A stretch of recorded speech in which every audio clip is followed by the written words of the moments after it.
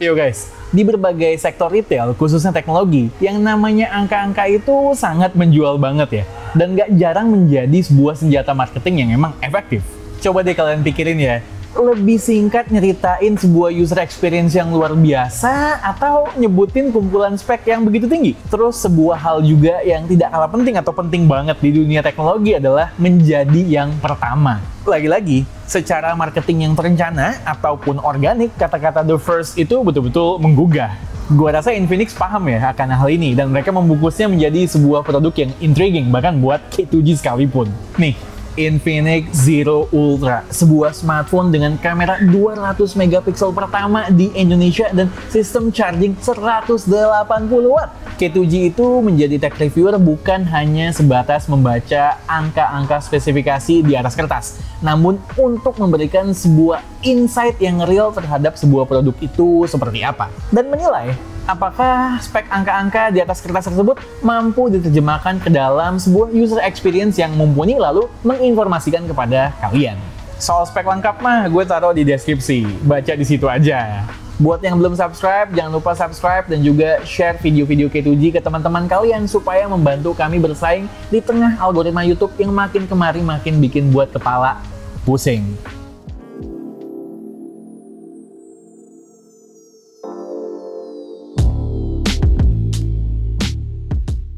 Kali ini gue nggak mau video panjang lebar ya, kita langsung ke poinnya aja. Selama penggunaan Infinix Zero Ultra, ada beberapa yang gue suka, ada yang gue nggak suka, dan ada yang oke-oke aja. Ya udah, kita mulai aja dari yang gue suka dulu.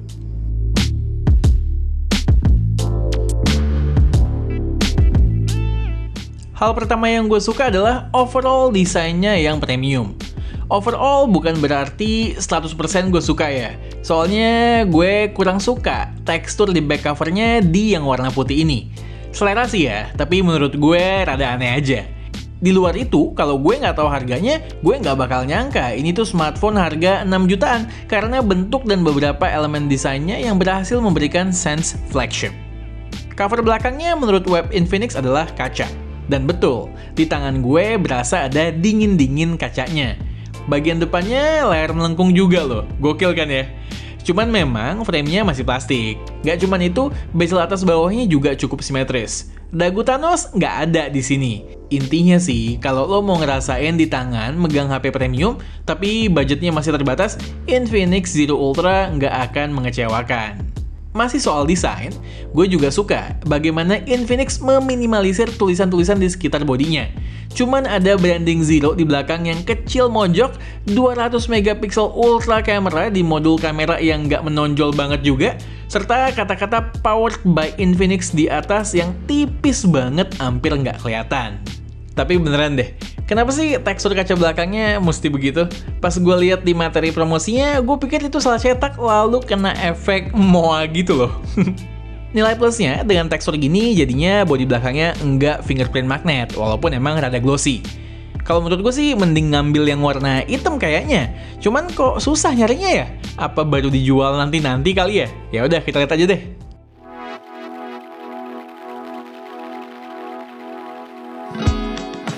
Hal kedua yang gue suka adalah charging speed-nya. 180 watt bos maksimalnya. Kalau kata Infinix, bisa nge-charge baterai 4500 mAh-nya dari 0 sampai dengan 100% dalam waktu 12 menit. Well, kalau gue tes di kondisi normal, ruangan non-AC malam-malam, gue nggak dapat 12 menit sih. 14 menit gue dapatnya dengan Furious Mode-nya dinyalain. Beda tipis lah, intinya kan tetap ngebut. Intinya power yang dihasilkan itu nggak bisa pasti dan konstan ya, tergantung situasi dan kondisi. By the way, selama gue pakai HP ini, gue jarang ngecas di rumah. Kalau lagi kemana gitu, gue numpang nyolok bentar aja, udah full soalnya. Lumayan, hemat listrik juga kan di rumah. 180 watt. Hal ketiga adalah haptic feedback atau vibration motornya. Halus dan bisa di-adjust sesuai keinginan.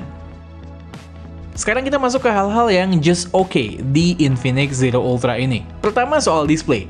Beberapa hal di atas kertas sebetulnya bagus ya, seperti AMOLED Full HD 120Hz, crisp pula kan tadi kacanya, terus kualitas panelnya pun cukup oke, selevel lah sama Android upper mid-range lainnya. Untuk outdoor visibility-nya pun oke, dan bisa di-boost dengan high brightness mode di settings. Cuman ya gue nggak bisa masukin display ini ke bagian yang gue suka karena manajemen refresh rate-nya. Well, ini udah nyerempet ke urusan software sih ya.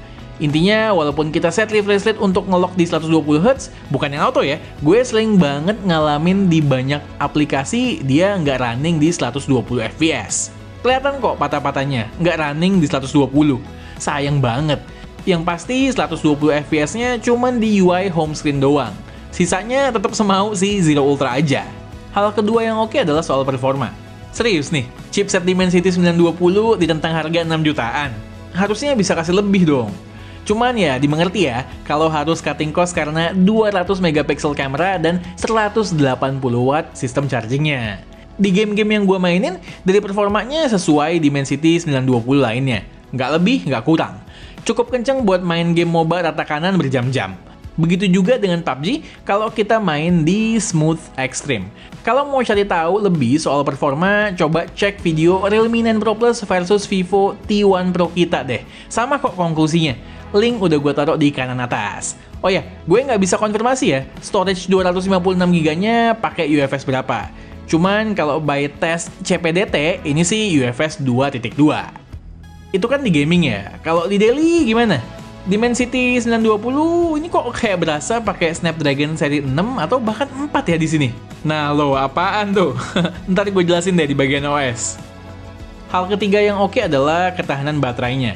Pemakaian ala K2G yang include gaming sejam, campur-campur mobile data dan wifi bisa dapat 6 jam SOT untuk pemakaian seharian. Hal terakhir adalah speakernya. Stereo kenceng tapi ya nggak terlalu bagus. So just oke aja.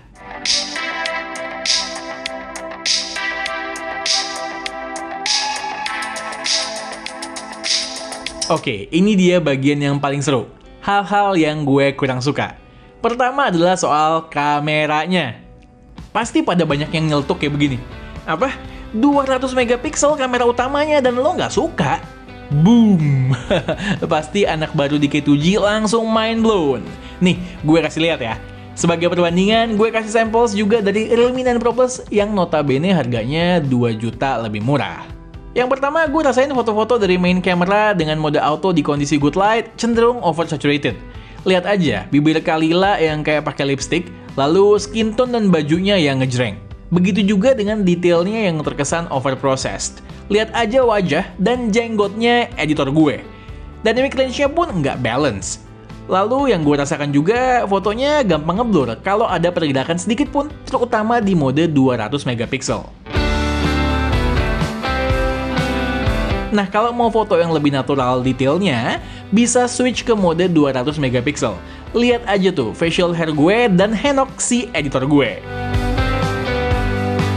Kalau harus pilih di antara dua pilihan, antara kamera 200 megapiksel Infinix Zero Ultra versus 50 megapiksel Realme 9 Pro Plus, kayaknya untuk sekarang gue berpihak kepada processing Realme yang lebih matang dalam berbagai kondisi dan mode, walau memang nggak sempurna.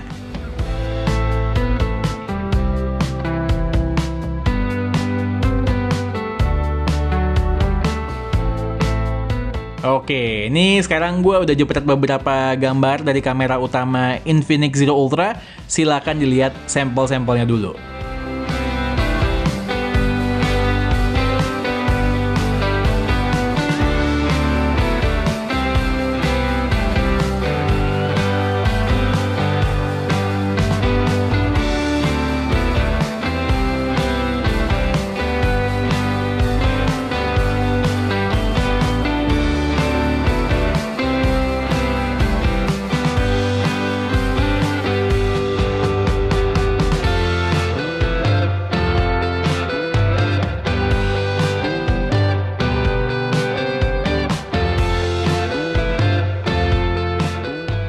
Lalu untuk kamera lainnya kayak selfie, terus lensa ultrawide, hasil yang paling maksimal itu kita bisa dapetin di kondisi lighting yang proper.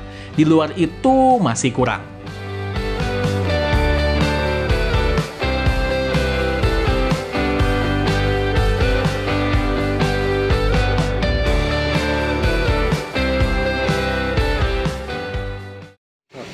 Sayang banget ya, handphone udah ditentang harga segini, resolusi 4K 30 fps untuk perekaman video itu masih belum bisa stabil. Harus kita drop ke 1080p 30 fps, baru fitur ultra steady-nya bisa jalan. Footage-nya stabil di situ. Nyobain kamera selfie dari Infinix Zero Ultra. Resolusi maksimalnya di 1080p 30 fps. Dan ini setelah gue hidupin mode stabilisasinya, gue perhatikan footage-nya itu stabil ya. Jadi kalau kita mau ajak jalan-jalan buat vlogging gitu lumayan enak. Terus kalau gue perhatikan ini dari viewfinder emang warnanya itu lebih ke arah eye pleasing ya. Tapi dynamic range-nya gue bilang masih terjaga dengan baik. Yang perlu dicatat soal video menurut gue sama kayak foto ya. Gue melihat masih banyak hal yang harus dibenahi. Contohnya, sharpness-nya berasa proses dan cenderung kurang. Lalu stabilisasi di 1080p 30 fps pun ya just oke aja. Di sikon tertentu masih bisa berasa getaran-getaran. All in all, soal kamera, gue merasa hardware kameranya menarik, tapi softwarenya belum dicuning secara optimal untuk mengimbangi spesifikasi 200 megapiksel tadi. Ini harus segera diperbaiki, supaya nggak dibilang kamera 200 megapikselnya gimmick doang. Hal kedua yang gue nggak suka adalah dari segi software. Enggak, bukan soal desain UI-nya. Ya sebenarnya desain UI-nya nggak jelek ya. Rada mirip nih sama Origin OS-nya Vivo yang rilis hanya di China. Yang kurang cuman ketiadaan Google Fit di home screen. Terus soal settingannya pun cukup beragam. Nah, yang gue nggak suka adalah software optimization-nya yang kurang baik dan bug-nya yang masih banyak. Contoh nih ya, gue suka nemuin stuttering ketika kita bermain di home screen, switching apps, dan lain-lain. Itu sering banget. Gue tahu, Dimensity 920 nggak selambat ini kok sebetulnya. Poin kedua soal refresh rate tadi yang dimana gue ngerasa sering banget FPS-nya terlalu rendah untuk ukuran layar 120Hz. Lalu masih banyak bug-bug random kayak misalnya picture-in-picture YouTube yang nggak ke-display secara proper. Masih dari software, walaupun gue nggak bisa mengkonfirmasi soal hal ini ya, gue sering mendengar bahwa Infinix kurang rajin soal update. Coba deh, para user Infinix drop komen di bawah ya soal update software ini.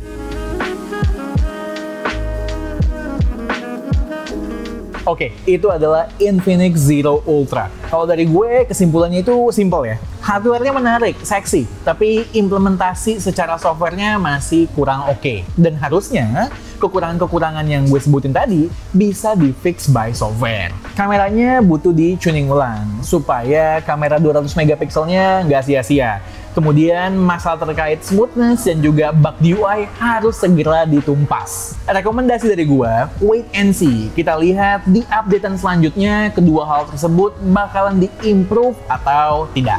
Oke, sekian aja video dari gue kali ini. Gue Satish, and this is K2G. Tunggu reaction kami yang berikutnya. Bye guys!